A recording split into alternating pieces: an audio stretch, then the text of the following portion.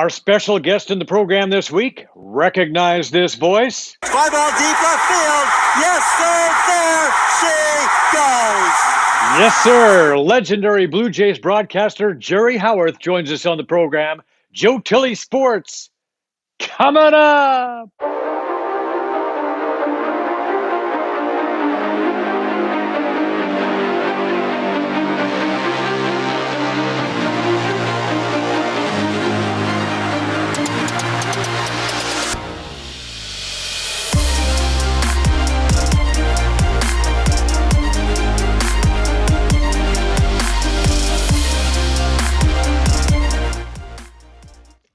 Welcome to the program. Today's special guest was born and raised in the San Francisco area, a good all-around athlete. He chose to pursue baseball.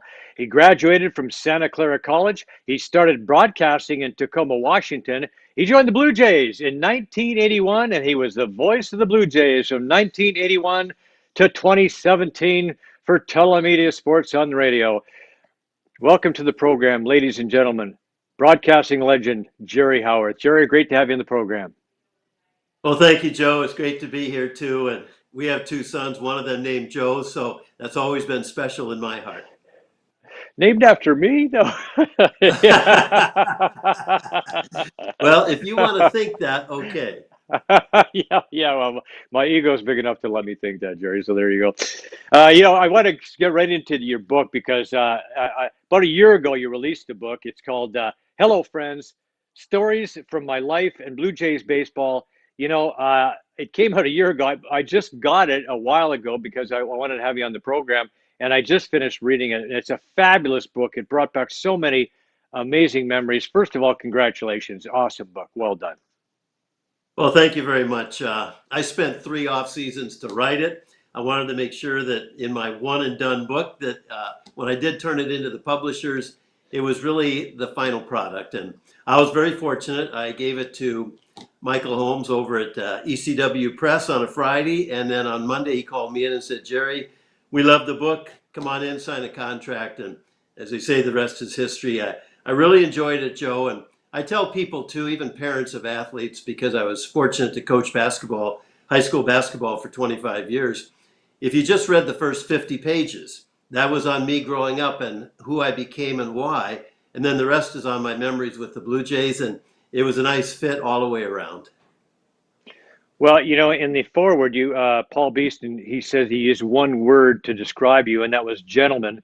I can certainly attest to that. I would also add honesty, integrity, enthusiasm, and class to those words as well, because that's what I always found you to be, Jerry. It was always a pleasure to be around you and a pleasure to listen to you, and you're first class all the way. Well, I appreciate that. And one thing I always enjoyed doing too was interviewing people, not only for the radio, but off the radio. One of the greatest moments I had every day as a broadcaster was down on the field at the batting cage for a couple of hours, later visiting with the umpires and the other team's coaches and managers. And in a way, all I was doing, Joe, was interviewing them. I was asking them short, little, concise questions, listening intently to what they had to say. And as they opened up without even realizing they were being interviewed, then I would take all their comments up onto the broadcast booth, use that on the air. And I did that for years. And I enjoyed manager shows too, like here with Cito Gaston. And Cito became a great friend of mine. But the whole essence for me was, it was never about me, but what could I lend to the audience to make sure that they enjoyed the broadcast. Now, Jerry, in your book too, you get into a lot. You talk about your personal life, and you talk about the fact that you grew up in a home where alcohol was being used. Alcohol was an issue, and you chose not to drink. Similar circumstances. I chose the opposite. I chose to drink too much, and eventually had to get to a point where I had to find a way to stop. And now, tell me, how did that affect your life moving forward? Well, let me say, first of all, the mere fact that you stopped says a lot about you, because many people who do drink didn't stop, and it affected their entire life. For me, Joe, when I was growing up, not only was there alcohol every day with my mom and dad, but I'd be lying in bed as a teenager hearing them argue and the anger that would come out. And I was a player. I played Little League Baseball, and then I played baseball all year round for a couple of years, and semi-pro baseball in the summer and the wintertime too. And I was at Novato High School in California, right there in the Bay Area.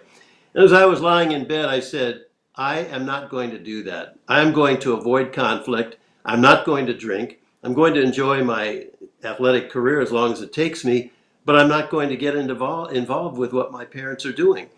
And so I didn't. And I was very fortunate to do that. And it was a shame they divorced when I was in high school. And it was just a sad situation. But I was fortunate that I caught all of that and applied it to my own life just the opposite way. And you did have some mentors. I know you talk about Father Shanks. It was one for who helped you along. Yeah, tell us about him. He really did. After high school, the Vietnam War was just starting, and I wasn't really that interested in college. But my dad, he did say, Jerry, with all that's going on, the best thing for you is to continue your education. So in the Bay Area, there is the University of Santa Clara, a Jesuit school. There were about 3,000 students. And I enrolled there as a freshman in 1964. And really, it was one of the best things that ever happened to me, Joe. And the first couple of months there, I met Father John Shanks, Society of Jesus, and he was in charge of a group called Sodality. It had freshmen, sophomores, juniors, and seniors. And right away, they had a retreat. It was called a silent retreat. It was in November, right around the U.S. Thanksgiving. And Father Shanks knew of my background. He knew of the problems that I had growing up with my parents and the alcohol. And he said, Jerry, I want you to come to this retreat. It's a silent retreat, and all we do is spend 3 days, and everybody listens to a lot of the things that I have to say, and then you just reflect upon it. You go out on the beach and you think. It was in Santa Cruz, nearby Santa Clara. And I said, no, Father, I made some kind of an excuse, like I have other things to do. And he looked right at me and he said, no, you don't. Be honest. Come to this retreat. And I said, okay. And Joe, was the best thing that ever happened to me, because part of that was a confession. And you'd go into the room where Father Shanks was in a chair with his back to the person who came in. And I started crying, talking about my parents. And he just made me feel so much better. And he said, you're going to be all right. Just put your faith in the Lord and everything will be fine. Keep doing what you're doing. Stay positive. And I did just that. For 4 years, he was like a dad to me, a mentor, and he helped direct my life in a way where it wasn't about me. It was a spiritual life, to love, praise, and serve the Lord. That's what he told all of us to do. And even to this day, when I look back at my 36 years broadcasting here and 5 in Tacoma in the Pacific Coast League in Salt Lake City, it wasn't about me. Every broadcast, I would say silently to myself, I want to offer up this broadcast to you, Lord. Maybe let me love, praise, and serve you with it for other people.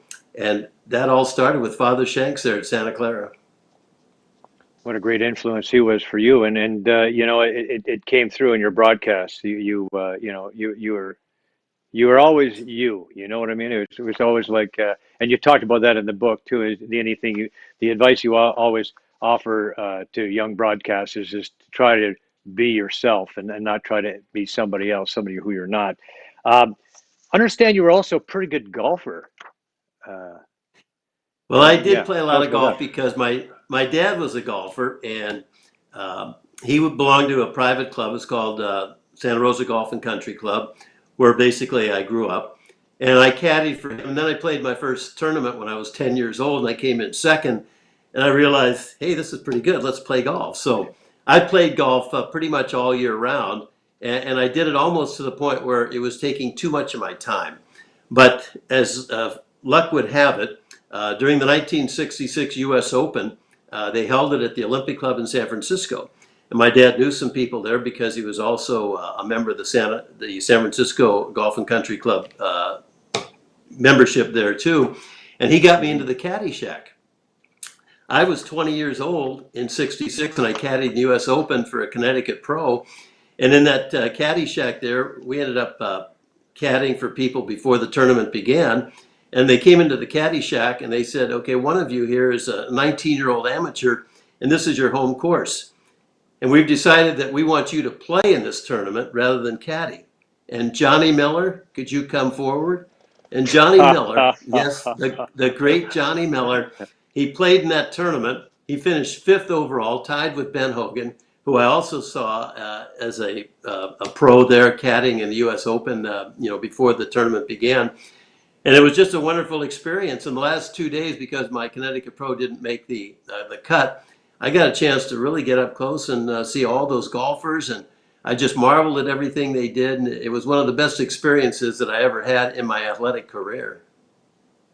Right. So, okay. So at this stage in the game, you ended up going to law school, which is that turned out really well. That's where you got a chance to meet your wife, Mary, wonderful lady. Yes. But shortly after that, your life took a complete about face, didn't it? What happened? Well, it did.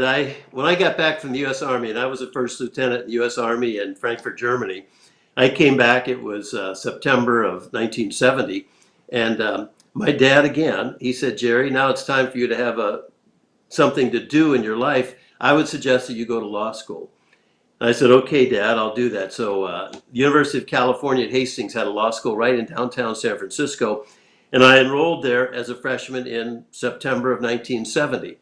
So the first semester rolled around and I got my grades and they were pretty good. I had 80, 88%, 86%, and I felt very comfortable in law school. Then in January, I'm in the San Francisco Law Library because the University of San Francisco had a law school too, and I didn't go back downtown for the Hastings Law School library because I lived up on the hill in San Francisco near USF. So I went to their library, and thankfully I did because I'm doing my homework there, and I hear this clicking, and I look up, and this young lady is walking around with her spiked heels and clicking as she goes. And so I didn't think anything of it. And then it happened again about 2 or 3 days later, and I said, "Who is that?" Well, as it turns out, a friend of hers introduced me to Mary McMorrow from Kalamazoo, Michigan. And I said, "Would you like to go out?" And she said, "Yes." And that has led to 50 years. We celebrate our 50th anniversary this coming December. In the book, I called her the clicker because that's what I heard, and that's what brought her attention to me. But Joe, the interesting part about that was 3 weeks later. It's February 7th, and I had asked a lot of my friends, including my college roommate who knew Lou Spady, the president of the San Francisco 49ers, if they could reach out to him and try to get me a field pass so that I could see my 49ers play on the field and all the mayhem and violence that went on in an NFL game. My parents were season ticket holders to the 49ers. I went to my first game when I was 8 years old. And on February 7th, I get a call in my apartment. I pick up the phone. "Yes." He said, "Is this Jerry Howarth?" I said, "Yes." He said, "This is Lou Spadia, the president of the 49ers. I'm going to start to cry right here because he said, "Jerry, I've heard from everybody except the Pope about you, and I can't get you on the field. I've heard that that's what you'd like to do, but I cannot get you on the field. It's against the NFL policy. We just have professional photographers and media there, and we don't have any job openings here if that's what you're looking for. But next Tuesday, if you'd like to come in, I'd like to meet you and say hello." I said, "Thank you, Mr. Spady." And when I hung up the phone, I left law school the next day. I typed up on my typewriter, yes, I had a typewriter, a letter to the letter of admission saying, "I'd like to pursue something in sports. I don't know what it is, but if it doesn't work out, can I have my seat back in September?" I took it in the next day to the admissions office, and they said, yes, that would be fine. And ... I never went back Yeah. because after that, I pursued my career in sports, and eventually that led to broadcasting. Okay. Now, you kind of didn't go the usual route to get into broadcasting. Tell us about that. I think it started with a campus radio station. Am I correct? Well, it did. So what happened after I left law school, the first thing I did was take Mary out to the San Francisco Symphony on our first date. And I haven't taken her to a symphony since. It's been all baseball games and sports. But I wanted to impress her and let her know, hey, I know something about symphonies, which I did not. I'm But cultured. anyway, that's kind of an interesting sidebar to our 50 years together. But after that, I went back to the University of Santa Clara, and I just graduated there in '68. So here it is, 1971. And as luck would have it, and blessed too, they hired me as their athletic department's first ever fundraiser. It was called the Bronco Bench, and I did that for 2 years. And as I started to broadcast, as I started to raise money, I was at home in my apartment there my first year, and I heard one of our Santa Clara football games on a small FM station. And right away, the light went on, and I said, Jerry, you're a fundraiser. Let's get on the radio if you can and have people at least say, hey, I heard you on the radio. Come on in and let's talk money for Santa Clara. So I went to the broadcaster, an insurance person there, a former Santa Clara alum, who did the games and paid money for it to do the games and the play-by-play. And I asked him, and I said, was it okay if I just join you on the radio to heighten my career as a fundraiser? And he said no. And I said, well, can you think about it? He said, no, Jerry, I'm just not going to have you on the radio. Well, I didn't say anything. But a couple of weeks later, I was at a Friday night game, a high school football game. Bellarmine Prep was playing at our Buckshaw Stadium. And I saw this broadcaster coming up the stairs. I was going down the stairs, and he stopped me and he said, Jerry, I know you're sad and disappointed about not coming on the radio, but both of us have the same problem. And I said, what's that? And he said, well, neither of us have a major league voice. Well, at that particular time, he might have been right, but I just didn't think that was fair for him to say that. But the best thing happened, Joe, was that he did. Because that night, and I'm a very impulsive person, I said to Mary, I'm going out and buying a tape recorder tomorrow morning. And I did, with a microphone attached to it. And I started to tape all of our football and basketball games to see what about that I don't have a major league voice that he was talking about. And so as I raised money there for Santa Clara for 2 years, I taped all of our football and basketball games. And ironically, no baseball games. And at the end of 2 years, people heard my tapes and they said, Jerry, you should get into broadcasting. And I left Santa Clara to pursue a career in broadcasting. Right. It's funny because that's a very similar situation. I was working for the campus radio station at University of Alberta, and I had no broadcasting training or anything like that. Bought myself a tape recorder, started reading into the tape recorder and rewriting scripts and reading those in the tape recorder. And it's a funny thing how that works out, but trying to get better and better and better. And things tend to work out when you work at something, right? Yeah. Well, that's It's true. And then here's the thing, too, and you might have done this. As I started to tape those games, I would listen to them intently in my apartment. And I heard so many mistakes. In fact, and I wrote down all yeah. my critiques.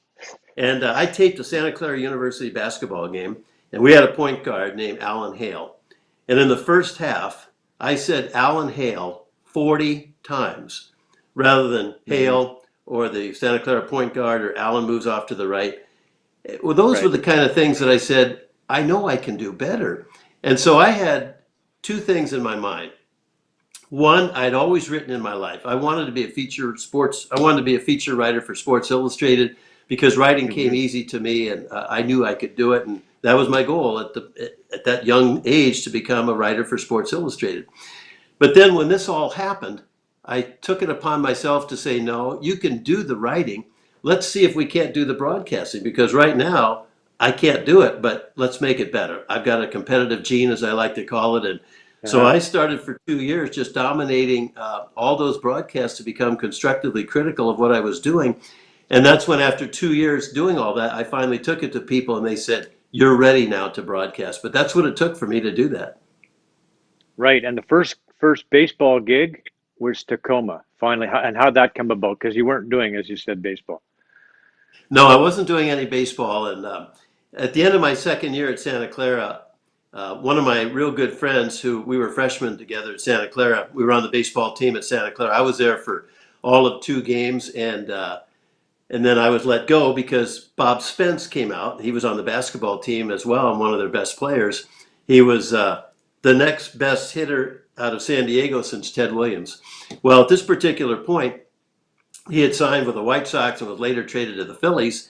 He's up in Eugene, Oregon, and I'm finishing my second year as a fundraiser. And he said, Jerry, come on up. My wife, Pat, and I have 3 young kids, and stay here, and you can broadcast, you can actually see me play with the Eugene Emeralds, and I want you to meet our broadcaster, Hal Waymeyer. So I said, okay, Bob, I'll come up. So Mary and I drove up there, spent the weekend there with Bob and his family. I met Hal and told him what my interests were to try to find something in baseball, and wanted to start in the AAA Pacific Coast League. And he said, Jerry, why don't you call Stan Naccarato? He's the general manager of the Tacoma Twins, a AAA club in the league. He's on his second broadcaster in 2 years, and I know he's not happy with that either. I said, Hal, thank you very much. We drove back to Santa Clara. I called Stan. He said, Jerry, I'm still not happy. Why don't you come on up?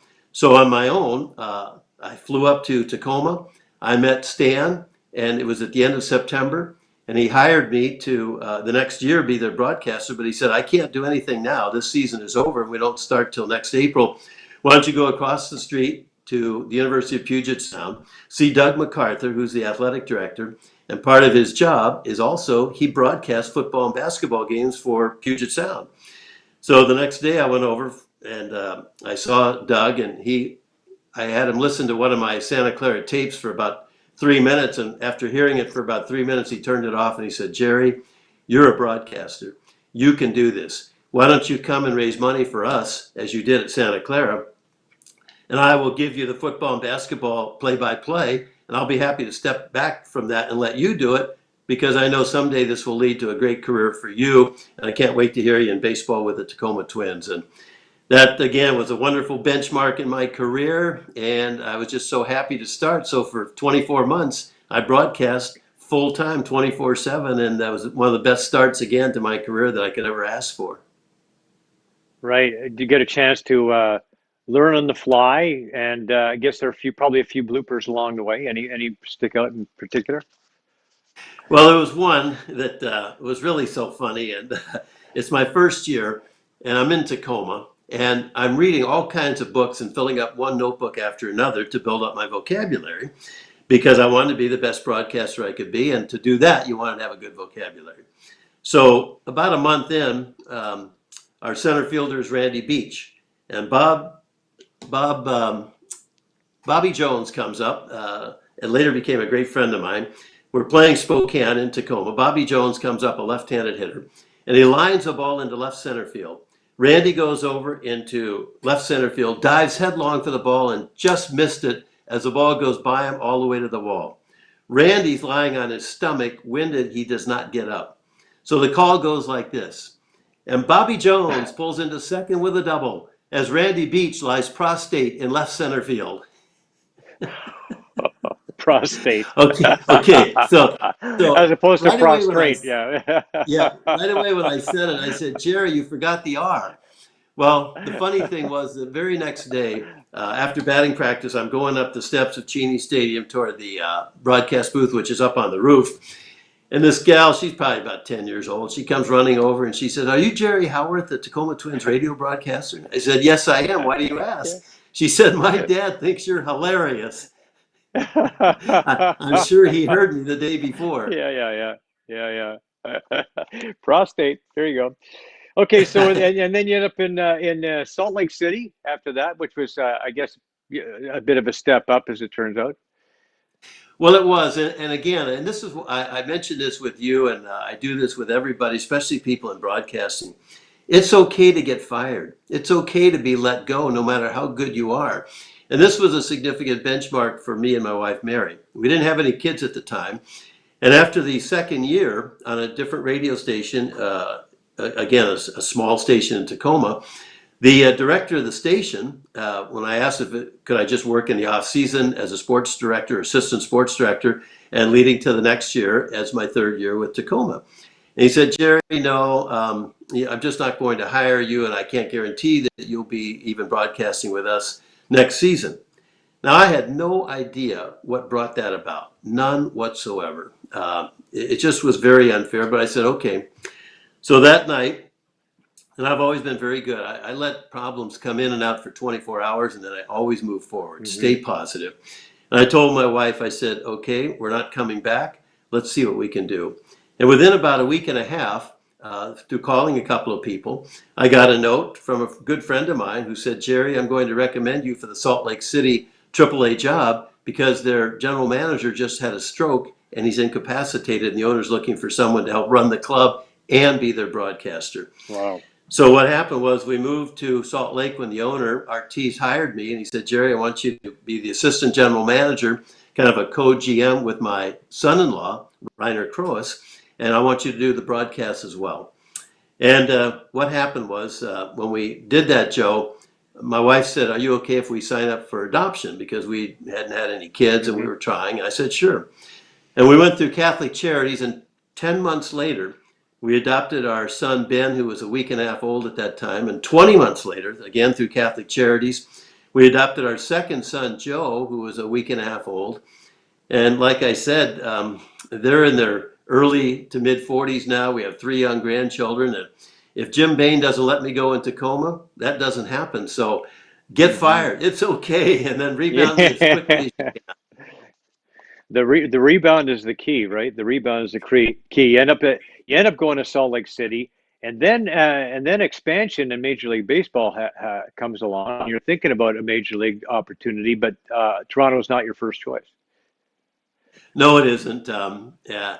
And I want to say one thing here, too, before I talk about Tacoma and thinking I would get the Seattle Mariners job. One day, Ben, our son, came home in the 3rd grade and he said, "Dad, I'm afraid I flunked my mathematics test." And I said, "Ben, that's negative. Around our house, we want you to be positive." He said, "Dad, I'm positive I flunked my mathematics test." And see what those kids got growing up was my positive attitude. And I never let negativity at all enter my life for more than 24 hours. And that's one of the funny stories that we have. But to go back to your question there, when the Mariners and the Blue Jays came into existence, I'd broadcast 2 years and 2 good years in Tacoma right outside of Seattle. So I called general manager, can't remember Lou's last name right now, but I had known him and got to know him, and I interviewed for the job. And at the end, Lou called me back and he said, "Jerry, thanks a lot for the interview. We really loved your work, but we're going to go in a different direction, and we're not going to hire you." And I was so crestfallen. I'm at home there in Salt Lake City, and so Mary says, "Well, you should apply to that other city and job in Tacoma, in Toronto, Ontario," because Mary grew up in Kalamazoo, Michigan, and Hmm. right there, they always said Toronto was Detroit's playground. A lot of people would go from Michigan to Toronto and enjoy Canada. And I said, "No, I'm not going to do it." And she said, "Why?" And I said, "Well, first of all, it's in a different country, and I have no idea where it is." So she said, "Go downstairs and get our atlas." So I said, "Okay." So I went downstairs, true story. I brought the atlas up, opened it up on the kitchen counter. I looked in the back and I went alphabetically L, L, N, O, Yeah. O, Q, R, S, T. I saw Toronto. It said Toronto, ONT. I had no idea what ONT stood for, Canada. And it said, go to page like 198, D4, G3. So I opened it up to page 194. I looked at it, went to the grids. I saw Toronto. And then the other page way down to the left was Salt Lake City. And I closed it and I said, "No, I'm not going there. That's a million miles away. And I'm just not going to do it." Well, she insisted I do it.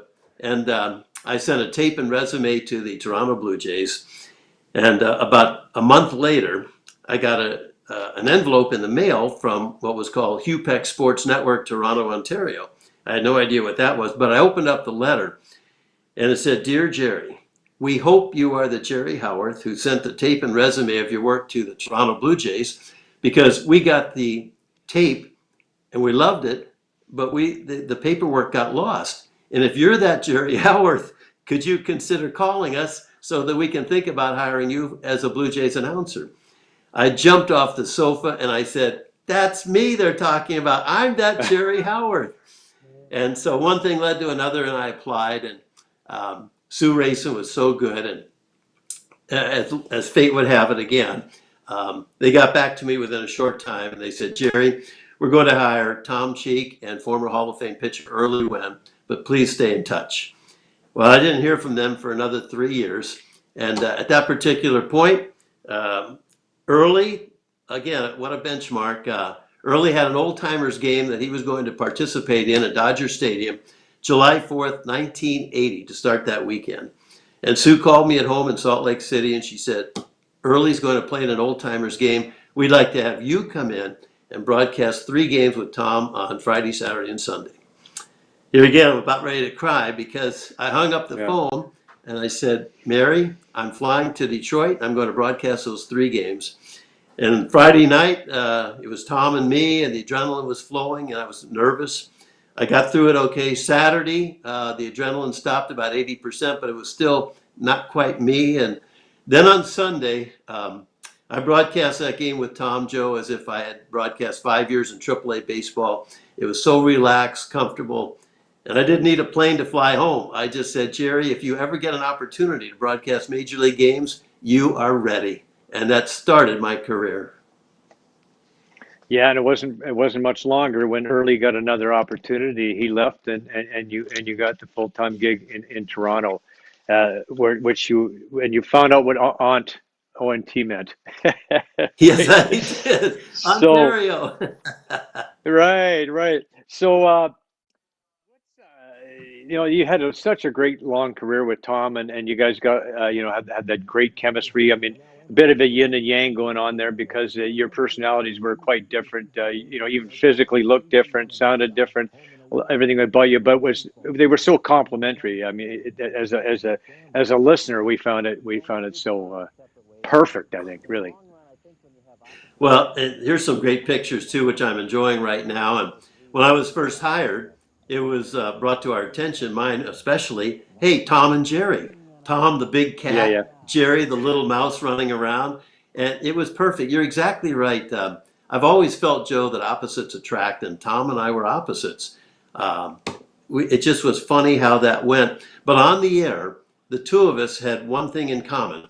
It was not about us. There was no ego involved. We were not former players. It wasn't we should do this or the Blue Jays should do that. No, it was a matter of covering the game, tell stories, tell the people what's going on, and then go to the next game and do that same thing. And we did that for 20 plus years, and they were just so informative, entertaining for me, enjoyable. And then at the end of the broadcast, after the professionalism, Tom and I went our separate ways. And it was one of the best partnerships anyone could ever ask for because we made sure the audience knew what was going on in the game with the background stories that we had both picked up on the field and with our homework. And that was really appreciated by so many. Right. Preparation is so key, right? I mean, success is when opportunity meets preparation, right? I've heard that before, and that's you're totally always totally prepared. And I think a lot the time you spent, around the dugout, around behind the dugout, and around the field before the game started, and all the people you got a chance to talk to, storing that, and you mentioned that one of the things that you started to do was to call the game off the monitor, which allowed you to see some things that you weren't able to see just calling it with your eyes, right? Yes, that's true. I'd always call games from the press box. That started with my 5 years in Tacoma and Salt Lake and in Toronto as well. And then one day I was in the clubhouse and Jimmy Key, our great left-handed pitcher, he came over to me. He said, Jerry, you're guessing on those pitches upstairs, aren't you? And I said, well, a lot of them I do. And he said, well, what we do here is the starting pitcher the next day, he charts the game on the TV. We look at the monitor.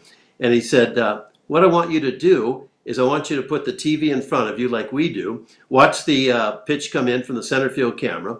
And that pitch will tell you what it is, how it's caught by the catcher, called by the umpire. And that will make you even better. You're very good at what you do now. But if you do that and follow those pitches, your calling of balls and strikes and the accuracy will be so much better. I said, Jimmy, I really appreciate that. So the next day we had a TV monitor, but ironically we didn't even use it. It was up on the wall. And so we brought it down. I placed it in front of me and kind of held my breath and I began to call pitches off the monitor. And I wasn't sure if I could do it. But a couple of days later, the Blue Jays went to Baltimore.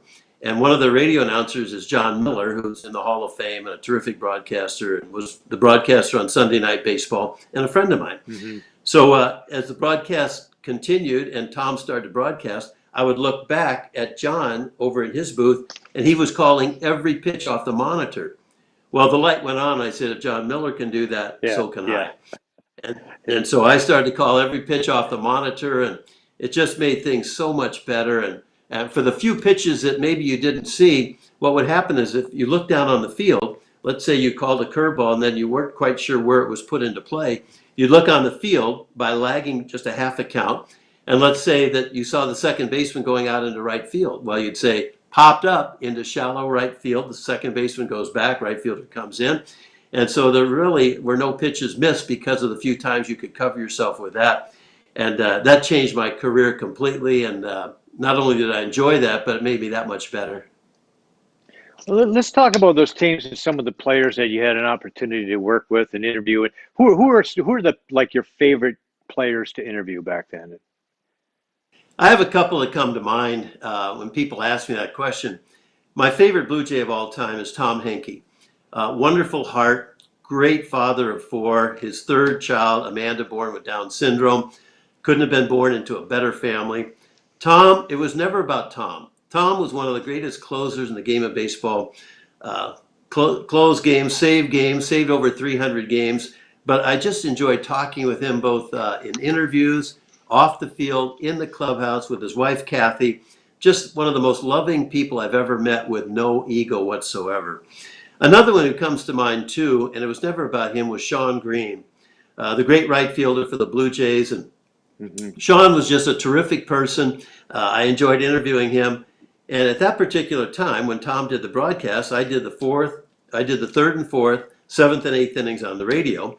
And in the ninth inning, I would go down into the dugout for the post-game interview. Well, there were a number of games where the Blue Jays would lose, and I wanted a Blue Jay to put a perspective on it. That was not easy for them because now they were going back into the clubhouse having lost a tough game. But whenever I asked Shawn Green to do that, he said, "Sure, Jerry, I'd be happy to." And those were some of the best interviews I ever did because he put a perspective on a tough loss from the Blue Jays' perspective and his own.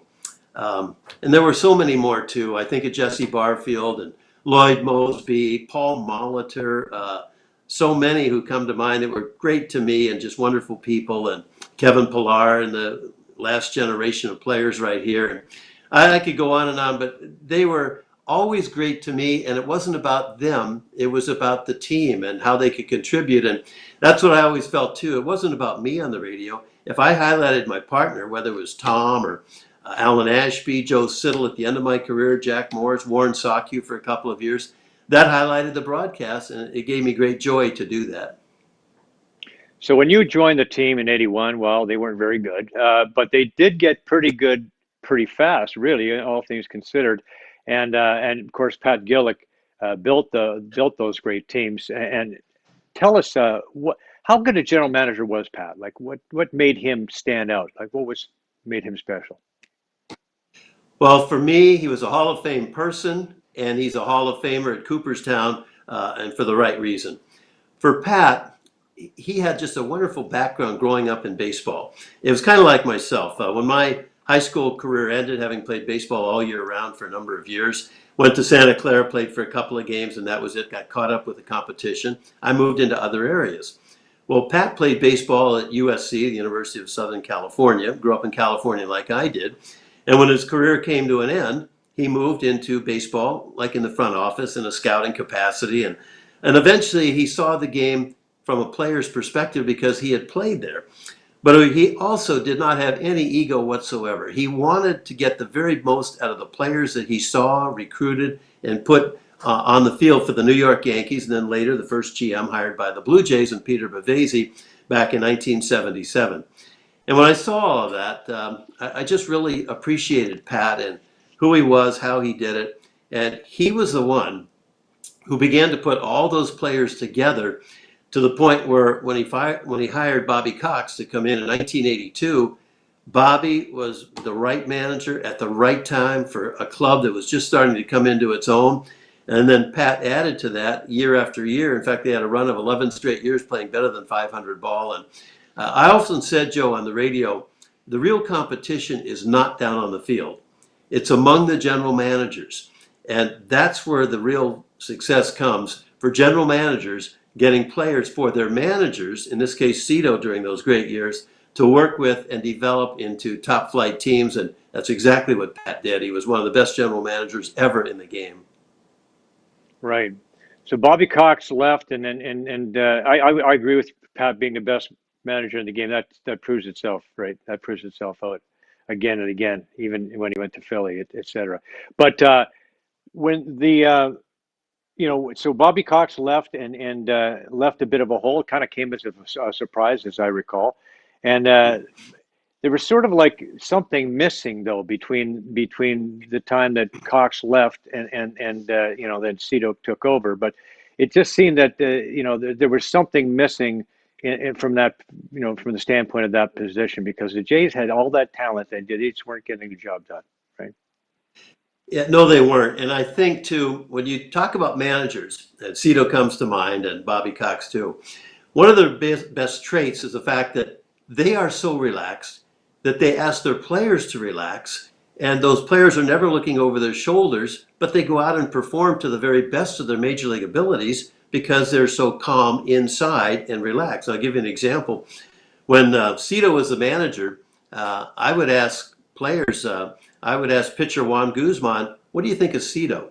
And he said, Jerry, we all love Cito because when all of us are on the mound as pitchers and we get into a jam, we never had to look over our shoulders into the bullpen to see if anybody was warming up because Cito had faith in us that we could get out of our own dilemma and pitch out of it and continue in the game, which is what we did for the most part. I would ask hitters, what do you think of Cito? And they would say, when we're in the on-deck circle and they would make a pitching change or whatever, we wouldn't look over our shoulders to see if Cito wanted to pinch hit for us because we knew he had faith in us to get the job done. And we'd go up to the plate with that in mind, and we'd end up with a base hit or hit a ball hard. And that was all because Cito took full advantage of the players that he had and let them play where there was no tension. And when you have tension in a major league clubhouse, let alone on the field, you are not going to win. But Cito created a non-toxic environment, and so did John Gibbons. For me, they're the two best managers the Blue Jays have ever had because they had that trait of letting players play and let coaches coach and let the manager take it all in as he delegated everything to them. You know, the thing that I recall about Cito is that, as you say, like he let the players play, and that's not necessarily an easy thing to do. And he never seemed to get a lot of credit for the success he had, which always surprised me because I felt Cito was an awesome manager. If he had any of the players, they all loved him as well. So why did he not get the credit that he deserved? I think because of this. For Cito, it was never about Cito. He had no ego. He let the players play. He always highlighted his coaches. And when you do that, you kind of stay in the background. People forget just how good he was and for the right reasons. And Cito just made things happen. And I don't think Cito, too, was ever interested in awards or drawing attention to himself. And that was okay because he knew in his heart that he was doing the right thing. And I think when you look at Cito, there's certainly a good reason why he could be in the Hall of Fame, too, for the short career that he had and how successful he was, let alone being an outstanding batting coach when he came here with Bobby in that first year as Bobby Cox brought him in from Atlanta. And those are the kind of things, Joe, that I like. And I always tell broadcasters, too, you work in an ego-lending profession.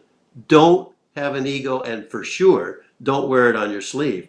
And if you have an ego, which is okay, we all have to have that to be driven and compete, again, put that in the background and then you be you and let all that drive come out for others to see. You don't have to highlight yourself to do it. And that was classic Cito Gaston.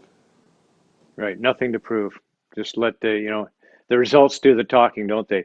And tell us about that 92 and 90, the 92 and 93 season. So there was disappointment in 85 and then, disappointment again in 87 and then in 92 and 93 it finally break. What was it like to be in the booth during those incredible seasons?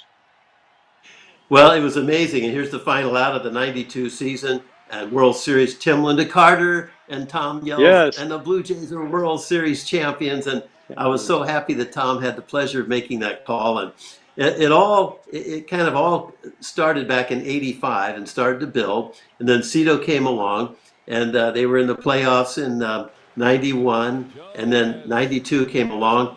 And now here's Tom's greatest call, touch 'em all, Joe. You'll never hit a bigger home run in your life. And Mitch Williams let it fly, and so did Joe. And Blue Jays win it! The Blue Jays are World Series champions as Joe Carter hits a 3-run home run in the 9th inning, and the Blue Jays have repeated as World Series champions. Touch 'em all, Joe. You'll never hit a bigger home run in your life.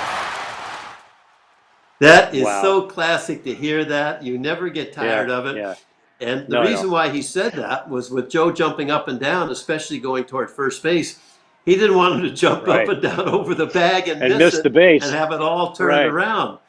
And, Yeah. and Joe, another thing I love is right there, just letting the crowd come in, let Tom talk about that. And you and I both enjoyed that here without talking. It's a wonderful moment.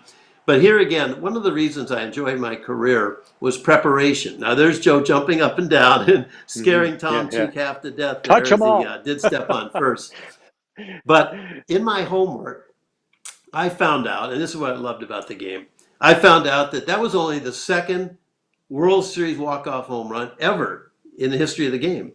The first one was in 1960 at Forbes Field in Pittsburgh, Game 7 against the New York Yankees. And Bill Mazeroski hit a World Series walk-off home run in the bottom of the 9th inning to win that World Series. Bill's shortstop that day was Dick Schofield. 33 years later, Joe Carter hits that walk-off home run, and in uniform, he'd been hurt earlier this year, was Blue Jays shortstop Dick Schofield Jr., who joined in that celebration. What are the odds that in Major League history, there'd be 2 walk-off home runs, one with a father and later with his son? Greeting him at home plate. Beautiful. Yeah. It is beautiful. Yeah. That's the game of Yeah. baseball, and why I Yeah. enjoyed it so much, and why I'm disappointed too that right now Sportsnet has decided not to carry the games on radio. Why? Because radio is built for baseball. There are twice as many games as basketball and hockey. The pace is wonderful where you can tell stories, you can weave it all in. The 2 best words in radio are right and left. The right-handed hitter gets ready to face the left-handed pitcher on the mound. Positioning the players, there's a ground ball up the middle. Second baseman, Billy Smith, backhands it, throws to first. You can picture all those things, let alone the stories that you and your partner share. And I would love to see Sportsnet reconsider their decision, hopefully sometime soon, so that the fans can enjoy what baseball is all about, and that's the game on the radio. Oh, no question about it. And I mentioned this before we came on the air. Like, on my way when I was at work and I had to do something at night, maybe MC a golf tournament or something like that, I would drive to the station, and on the way there, I'd listen to the ball game. And of course, you were just a savior for me because you would recap the game before at the beginning of every inning, so I could actually drive. And I learned to drive and write while I didn't have to look at the paper to make my notes, and I'd get to the station. I had a good idea what was going on. I just had to give some information to the editors to cut the piece together, and it made my life. It saved me. It really did. Well, that But I kind mean, of no, ties. but more than that, and Vic was mentioning it too, the people that would watch TV and watch the game on TV, but listen to you and Tom on the radio. And I've talked to so many people who did that. I mean, you really painted such a great picture for us. And yeah, it is a sad occasion, the fact that the Fan 590 is not going to broadcast Blue Jays baseball. That's ridiculous. I don't get that. No, I really don't either. It's very unfair for the fans, and it's the only club in Major League Baseball to make that decision. And you're not saving that much money, to be honest. And I even suggested to Greg Sansoni, who works over at Sportsnet, that they might even reconsider and do this. Ben Wagner, my successor, and I really love Ben, and he's like a son, and somebody that I kind of handpicked for being my successor. Just let Ben call all 9 innings on the radio. You can call the home games down there at Dunedin Stadium. And when the team goes on the road, just go back to the radio booth in Dunedin at the stadium. Have a little studio there where you see the monitor and you call the game off the monitor. And now you broadcast 162 games on the radio, hiring one person to do it. There have been a number of Major League broadcasters who have done just that in their history. There's no reason why Ben can't do it. And I'd love to see them turn that around and rethink their situation there, and then help the fans really enjoy this coming season. Well, there's been a lot of cuts in the media industry, particularly in Canada and Toronto. and it's really gutted the industry, both radio and TV. Uh, and I think when it comes down to the corporate money and the bean counters, there's a lot that they're not looking at, right? There's a lot that they miss, and certainly this is one of those things. So now you were born in the U.S., raised up in the San Francisco area, but you chose to become a Canadian citizen. Tell us about that decision. Well, when we moved here in 1981, the U.S. did not allow dual citizenship, so I didn't think too much about it. Our boys were 5 and 3 at the time, and going into 1990, that's when the United States finally decided that they would allow dual citizenship. Well, I talked it over with Mary, and I said, our boys are here; they're under 18, and should something happen in my career where we might move again, I want our boys to be able to enjoy really the city that they grew up in, right here in Toronto. We live in Etobicoke. We've been here for all the years that we've lived here. I want them to have that opportunity to stay here as citizens. So in 1994, we became citizens. We were downtown. There were 52 of us representing 13 countries. The citizenship judge was a good friend of mine, Paul Godfrey's wife, Gina. And so Right. as Gina did the ceremony, we all became citizens. Our boys were under 18 at that time. And at that particular point, too, I knew I was going to live the rest of my life here in Canada, which we are. And when I say hello, friends, on the broadcast, it's because Yeah. everybody was my friend across Canada. I just felt like I was part of everybody's family. So we did that. We enjoyed it thoroughly. And to cap it off, when Gina left the room, I said, "And there she goes." She loved that. Well, tell She us. looked Okay, back so and tell us. smiled. It was a lot of fun. Oh, that was beautiful. Perfectly. It was said. I was waiting for that to come because I read the book. I knew that was coming. So that was cool. So speaking of there she goes, what was your favorite call? Your favorite call as a Blue Jays broadcaster?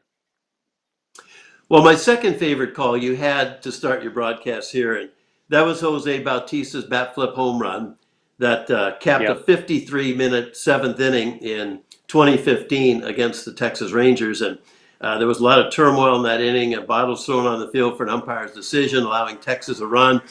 And so that particular call I really cherished because all I said were 5 words. Yes, sir, there she goes. And that started right now, and you played that, and that was my second favorite call. And look how happy the Blue Jays are. And that was in the seventh Right. inning.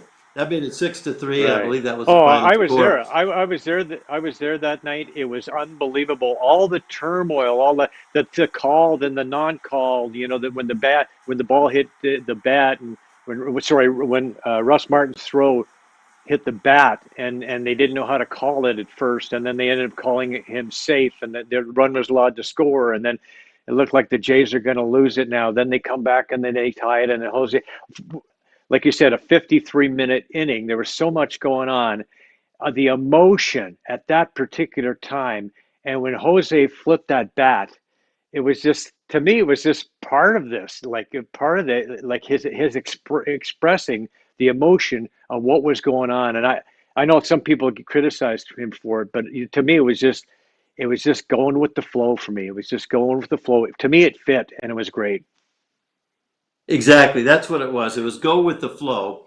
And honestly, it had nothing to do with the Texas Rangers. It was really for the whole inning, the umpire's call, reversing that call that he made where he, Hmm. first did not allow the run to score.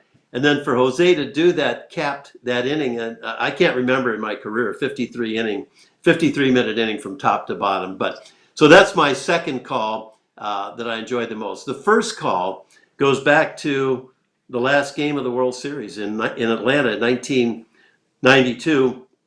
It's the top of the 11th inning. And just a quick history. I did the 3, 4, 7, and 8 innings as I talked about. And then in the ninth inning, Tom did it. Hmm. And in the ninth inning, it looked like the Blue Jays were going to win the World Series. They're ahead 2-1. Tom Henke comes on to close it, and he pretty much closed everything out that year. But somehow Atlanta squeaked in a run, and now it's 2-2, and it goes to the 10th inning. Well, that was Tom's inning. Nothing happened. Then it goes every other inning, and so it's the 11th inning, and I'm there in the top of the 11th inning. 2 on and 2 outs, and Dave Winfield comes up, And on a 3-2 changeup from Charlie Liebrandt, down and away, Dave whacks one over third down the line for a 2-run double. Alomar and White score. Blue Jays go ahead 4-2. Well, in the commercial break, I said to myself, Jerry, do the right thing. Tom has been here since the very beginning. This is the Blue Jays' first opportunity to win a World Series, and he was the first announcer with Early back in '77. So at the end of the commercial, Tom had no idea this was coming. We get back on the air, and I said, ladies and gentlemen, I've had the pleasure of calling Dave Winfield's 2-run double for the 4-2 lead. Now here's my partner, Tom Cheek, to take you the rest of the way. Tom was so surprised. He jumped up, he went to the microphone, and he said, thank you, Jerry. And then he called that inning and the Nixon bunt right there. And honestly, Joe, Right. I was happier that he called it had I called it myself. Well, Jerry, that says it all about who you are, and you're that's so amazing. I mean, to put your ego aside and let Tom have that call, which was, I mean, I'm getting emotional just thinking about it. Um, I am too. well, yeah, yeah. I mean, those are amazing times, and yeah, and we've had a lot of fun along the way. It's been great. So I just want before I let you go, I want to talk a little bit about what's going on right now and with the Jays and what you see from this edition of the Blue Jays. I mean, they went up in the first of all, were you surprised that they signed George Springer? Yes, I was. When I look at the Blue Jays this year and even last year, for me, the biggest question mark is the starting rotation. And I think even when Ryu got here, he had some difficulties in the playoffs, and that came to roost too against Tampa Bay. And he'd had a history too of both elbow and shoulder surgery. So I think that even though he was the number one broadcaster, he was the number one uh, pitcher, to Pitcher. say Yeah, that. yeah. Yes, that's right. Not an easy situation. So at this particular point, um, I'm not sure exactly what's going to happen. They have a lot of good young players. As far as George Springer coming along, the Blue Jays offered him, I think, their most lucrative contract to a player that was accepted. And we'll see what George brings to mind as far as the one-loss record. I do think, and with injuries aside, the starting rotation is too weak to really compete for the division lead, maybe even the wild card spot. I think everything being equal, it's going to be a tough year to win 81 games, and that's not enough to get to the playoffs. And I just don't see the starting pitching being there. I see a lot of offense, but to win games, you have to have pitching and defense. And right now, I just don't see that with the Blue Jays starting rotation. And now here, Kirby Yates just went down, their closer, with what looks to Right. be Tommy John surgery and a couple other Back injuries of the as year. well. So not a good situation. No, and you know what? They got by last year with the kind of the let's say light rotation because it was a short and tightened season. Then they were able to go throw guys in there for 4 or 5 innings and use a lot of guys coming out of the bullpen. And yeah, they didn't have a strong rotation, but they were able to sort of you know masking tape and binder twine, able to kind of put it together. And I think that's going to be a difficult situation for them. But do you think Marcus Semien, what kind of addition do you think he'll be for this team? Again, I'm not really sure. I think he had a good year, a great year 2 years ago. Last year, I'm not quite sure how strong it was. I think he might have had some injuries as well. Um, when I look at their acquired players, I still think there were question marks with all of them. I'm not sure exactly what that means. Probably the one person without question marks would be George Springer, but what they do with one or two key players, I love Bo Bichette, and I think he's a great player. Kevin Biggio's pretty good too. Vladimir Guerrero Jr. has to really kind of come off a strong work ethic in the offseason. And so those are your strongest players right there.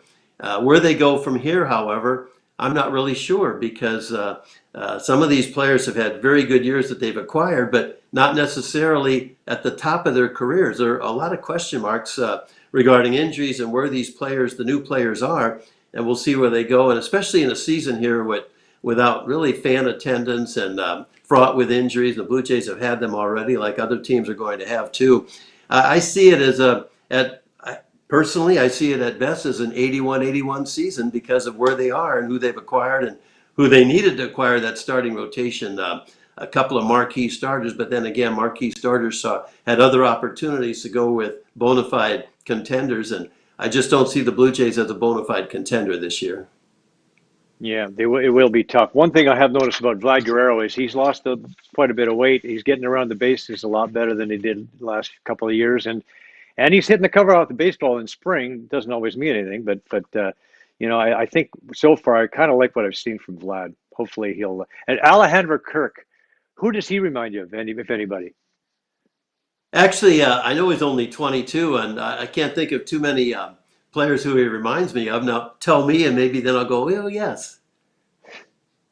I mean, the physique, a little bit of Kirby Puckett, but I mean, that's about it. But Kirby had much more athleticism than Alejandro Kirk did. But I'm just thinking about the height. But no, I can't remember a baseball player with that kind of physique, but surprises me all the time, right? Well, he's such a good catcher, too, and I don't know too much about him. I do know that Danny Jansen's been there, of course, and we'll see what happens with Reese McGuire. But apparently Andrew is good enough right now to catch at the major league level. He showed that a little bit last year, and he can swing the bat. And there have been some heavy-set catchers who have done pretty well in the game, and Kirk could be one of those. Right. Okay, Jerry. I mean, would you give us maybe? Do you have a favorite Blue Jay of all the time? Is there? I mean, you talked earlier about Tom Hankey. Would that be your choice? Tom would be my choice, and for the reasons where on and off the field, what a superhuman being, what a family man, what a dad, no ego, and was one of the best closers in the history of Major League Baseball. When you get to the point at the Major League level, ego is a real strong influence and can hurt people too at the same time that it helps them to get there. And when I think of Tom, I still, am friends with him to this day. He has an annual golf tournament to raise money for Down syndrome kids. I said his third child, Amanda, was born with Down syndrome.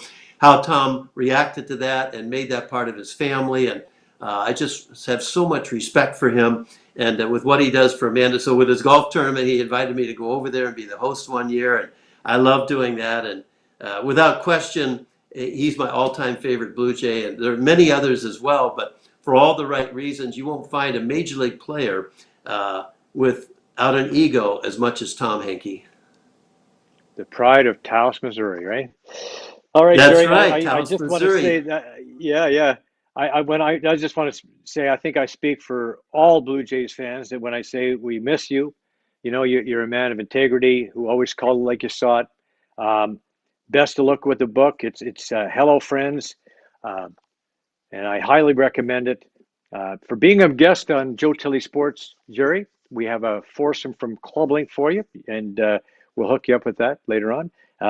Remember that we're all in it together, and thanks again for being on the show. You are more than welcome, Joe. Second best Joe that I know, with my son being first. All right, thanks so much. Wasn't it Joe who took the pictures for the book? Is that who it was? That's right. He took the cover shot. Yeah. Nice. Anyway, thanks so much. When we come back, we've got some Leafs news, tennis, and the hoop scoop. See you in a bit. Promotional consideration provided by Club Link. Club Link. One membership, more golf.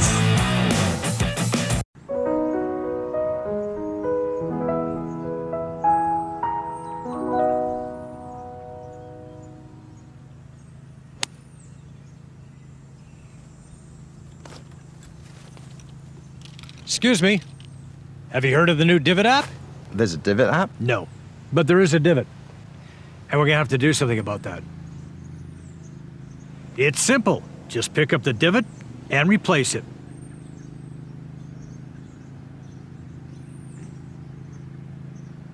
All sorted. Have a good round. Addiction Rehab Toronto. Toronto's #1 alcohol and drug treatment center. Saving lives, reuniting families. The only treatment center in the province to offer medical detox, treatment, sober living, and lifetime aftercare all in one place. Our unique and specialized programs are designed to equip our clients with the tools to successfully lead a life of dignity, respect, and purpose. Let us help save your life or your loved one's life. Call today for more information or to facilitate an intervention. 1-855-787-2424 or visit addictionrehabtoronto.ca. Joe Tilley Sports is brought to you by Cosa, Central Ontario Standardbred Association, providing a united voice for harness horse people racing at Ontario tracks. Check out your benefits today at COSAonline.com and check out Cosa TV on Facebook and YouTube for all the latest harness news and live action updates. Live racing year-round. Go to hpibet.com for all your wagering options. Become a member today, and your first bet is free. That's hpibet.com. Weekly Joe Tilley Sports Contest is heating up. We're giving away 12 of these awesome Mitch Marner t-shirts and 3 collector prints from talented artist Rob McDougall. To enter, simply subscribe to Joe Tilley on YouTube. 1 t-shirt or print will be handed out each week. We'll notify the winners as well as call their names out on the show. Good luck to you all. Right, Leo? Time now for our weekly sports analytics segment. Here's Kwame Bryan.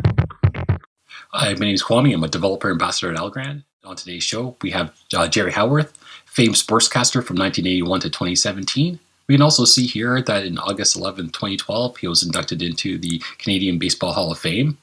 And another interesting fact that I found out that was in 2016, he decided to stop using names from teams that would be offensive. And I thought that was pretty groundbreaking and was an interesting fact. That's it for me for this week, and see you next time.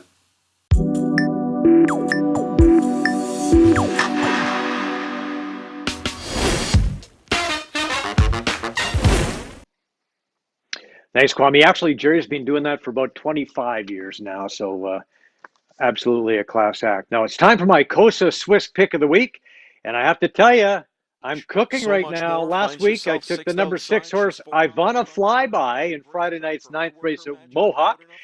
Jody Jamieson got Ivana Flyby out to the front early, and she would pretty much take it wire to wire for trainer Carmen Asiello and MT Stables, holding off a late charge from the favorite, So Much More. It was my 4th straight win, so my record on the year is now 4 wins, 2 seconds, a third, and a fourth. This week, I'm going with Thursday night's 8th race in Mohawk, and I like the number 5 horse, Titanic Kate, to come through with a titanic effort for Sylvain Filion. She broke a couple of times previously, but if she keeps it together, she should notch that win. Reminder to visit Cosa TV on Facebook for all the latest harness news, and go to hpibet.com for your wagering options. And through the month of March, HPI TV is available for free on Bell TV. The Leafs still have some significant moves to, or at least one significant move to make before the April 12th trade deadline. GM Kyle Dubas has made it clear that he's looking for one top 6 forward for sure. The Buds have already waived Jimmy Vesey and Travis Boyd to make some room, and interestingly enough, the Canucks scooped both those players up. Now, because of quarantine issues, the Leafs would need to add that player within a week or so. That's about the timeline. Otherwise, they wouldn't be able to use him till the end of April, which wouldn't really be helpful. I suspect something will happen soon, and I wonder what Max Domi would look like with a maple leaf on his chest. Interesting. Well, the Raptors continue to slip and slide right out of the playoff picture. The trade buzz is heating up. Something could be happening. Will Kyle Lowry be willing to move on? I think he will. They get some nice pieces for him. Let's face it, they could even beat the Rockets, who had lost 20 games in a row. Time to start the rebuild, folks. Meanwhile, R.J. Barrett, the Toronto native, tearing it up with part 2 of his story. Here's Keegan Levine with the Canadian Hoop and Scoop. Hi, Keegan Levine here with Canadian Hoop and Scoop, talking all things Canadian basketball. And let's pick it up where we left off last week and discuss more about New York Knicks guard and Mississauga native RJ Barrett, who was drafted 3rd overall in the 2019 NBA draft. And with that, folks, comes high expectations. Barrett was scrutinized by many for having a subpar rookie campaign, and he averaged just over 14 a game while also grabbing 5 boards a game. And if that were the 20th pick or the 15th pick or even the 12th pick to deliver those numbers, that would be considered a solid rookie season. But since Barrett had such a highlighted career at Duke in his one season, and there was so much hype around him, his numbers were seen as lackluster. But it's safe to say he's built on that this year. He's up in nearly every statistical category. And let's have a look at his rookie season, as well as the 2020-2021 season he has had so far. It was off to the Big Apple for RJ, and he had a solid rookie year with flashes of brilliance. He finished 4th in scoring among rookies, and it was just the beginning. Doncic goes, oh, what a great spin! And then he hammers it home! Broke his ankles and pounds it for 2! In his second year in the NBA, RJ has stepped into a bigger role on this Knicks team and has turned heads with his play, and he has become the focal point of this Knicks offense. I think his game has just continued to evolve. He's up in every major offensive category. He's shooting it efficiently with a field goal percentage of 43.4, and most importantly, an effective field goal percentage of 46.6. So a guy who's getting his offense within the flow of the offense, and has become, a little bit of a facilitator offensively as well. His standard is so high that he's not one of these guys that's going to get to the NBA and realize, okay, I've made it, I'm making the money now. He can't stand to not be as good as he can be. My feeling is that he's just going home. He's looking at tape. He's studying, figuring out, situations where he can be better. Barrett's improvement is evident, and he's making a significant impact on the floor. The jump in athleticism is nothing for him, right? And he's been able to expand that game and really attack in the mid-range. RJ's been smart on when and how much he's taking it. I think he's been the key to why they're better. I think what you're going to see with RJ is that the Knicks are going to get better every year as he matures. His jump in his numbers has been incredible. As he continues to grow and gain confidence and gain the confidence of his teammates and his coaching staff, I think we're going to see that very thing, that his game is tailor-made for the NBA. Clearly defined by Chris. Barrett. Yeah, what a move. Wow, RJ is such an exciting player to watch, and a few things have stood out to me so far this season with his play. 1, his decision-making has improved, showing he's matured as a player. 2, he can now facilitate and be that floor general for the Knicks, which is so important moving forward for such a young team. And 3, his shooting has improved immensely, and things are only looking up for RJ. Tune in next week as I have 2-time CEBL MVP and a former champion last season with the Edmonton Stingers, Xavier Moon, who also happens to be nephew of former Toronto Raptor Jamario Moon. And for those of you who do remember, he competed in the 2008 NBA dunk contest for the Toronto Raptors. And we're going to talk about some pretty interesting stuff. The CEBL heading into their 3rd season, and Moon discusses his expectations, as well as if he thinks the Edmonton Stingers can repeat the championship. For Canadian Hoop and Scoop, I'm Keegan Levine. Back to you, Joe. All right, thanks, Keegan. Well, Canadians are continuing to make it happen on the tennis court. Leylah Annie Fernandez won the first WTA title of her career Sunday, beating Switzerland's Victoria Golubic 6-1, 6-4 in the final of the WTA 250 event at Monterrey, Mexico. The 18-year-old Canadian did not drop a set in the entire tournament. Floyd Money Mayweather is considering a 3-fight mega deal that would net him about $1.5 billion. The 44-year-old former undisputed lightweight and welterweight champ is said to be ready to put his 50-0 record on the line against Manny Pacquiao, Canelo Alvarez, and Errol Spence Jr. Now, Mayweather loves his money, might even be addicted to it, but shaking off ring rust when you're 44 years old, that can't be easy. He might get past the Pac-Man, but Canelo is bigger and stronger than he was the last time they met, and Errol Spence Jr. is just, he's one of the greatest fighters pound for pound on the planet right now. Once again, our weekly contest winner is Kathy Mather of Oshawa. Congratulations, Kath, getting it done. All right, good for you. You get a Mitch Marner T-shirt. It's a beauty. All right, we're going to close with the folks who make this show possible. These are friends, trusted business associates, all-around great folks. I highly recommend them all. A reminder that this show is also available on the Spanglish Network and Zingo TV and the Fired Up Network. Thanks once again to Jerry Howarth. Thank you for watching. We'll see you next week when a couple of broadcasting legends join us, Humble Howard and Rod Black, as we do a Masters preview. All right, we'll see you then. Thank you. Get Aldo at Remax Crossroads. You want to buy or sell a home? Could 31 years of real estate experience help you? Why not speak to an amazing team that loves to overpromise and overdeliver? Call 416-GET-ALDO or visit www.getaldo.com to find out what next level real estate looks like. RS Demolition and Excavation has extensive experience with complete teardowns and interior strip-outs. Looking to build a custom home? RS Excavating Services has the experience you need to build and establish neighborhoods. For the highest level of quality and cost-efficient results, we provide innovative demolition solutions completed on time and on budget while ensuring our number one priority, safety. Call 647-852-3006 for an estimate or visit rsdemolition.ca. Brian Gribben Insurance Planning, helping you solidify your financial future. At BGIP, what we do that's unique in the marketplace is we show people how to spend and enjoy their money in their early years of retirement without the fear of running out. Also, we're able to do this without you having to change financial advisors. Please look us up at bgip.ca today. Let's book a 30-minute phone call to see how we can bring value to you and your family in your planning. Call Brian today for all your retirement needs. We did. 905-686-5678. Gold Line Resources, discovering high-grade gold in Sweden. Gold Line Resources owns a prospective portfolio of 4 high-grade gold exploration projects located on the Gold Line mineral belt of north-central Sweden, and 1 gold exploration project in the Skellefteå belt of north-central Sweden.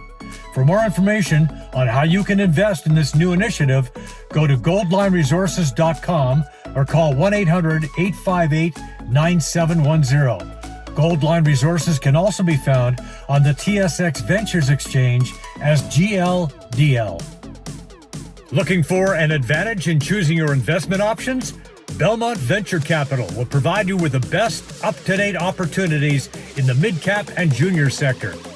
The company was formed 12 and a half years ago and is spearheaded by 2 seasoned veterans of the financial markets with over 80 years combined experience. Go to BelmontVentureCapital.com today for the latest hot picks on the market. And don't forget to sign up for the newsletter. BelmontVentureCapital.com.